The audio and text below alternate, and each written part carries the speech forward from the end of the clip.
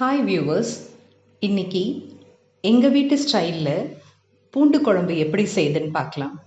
ஒரு 10 பல்லு பூண்டு உரித்து எடுத்துக்கோங்க. ஒரு வெங்காயம், ஒரு தக்காளி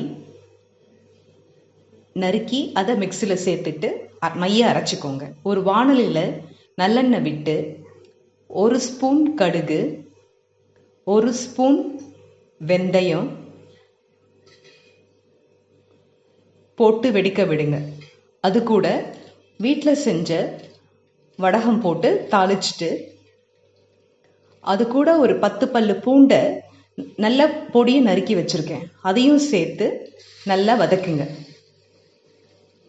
பச்சை வாசனை போக நல்லா வதக்கிடுங்க.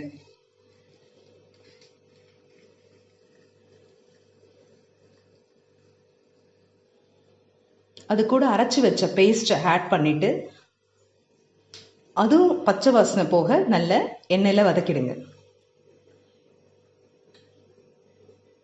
1 ஸ்பூன் மஞ்சள் பொடி,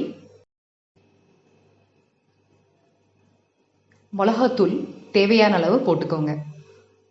இந்த மிளகாத்தூளில் மிளகாவும் தனியாவும் சேர்த்து அரைச்சிருக்கேன். தேவையான அளவு உப்பு, 3த்தையும் போட்டு நல்லா மிக்ஸ் பண்ணிடுங்க ஆயிலில். ஒரு நெல்லிக்காய் அளவு புளியை கரைச்சி அதோடு சேர்த்துருங்க.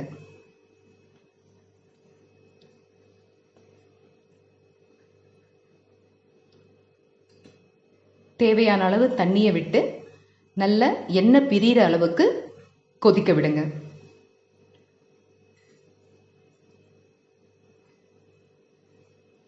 குழம்பு சுண்டி எண்ணெய் பிரிஞ்ச உடனே கறிவேப்பிலையை போட்டு குழம்பை இறக்கிடுங்க.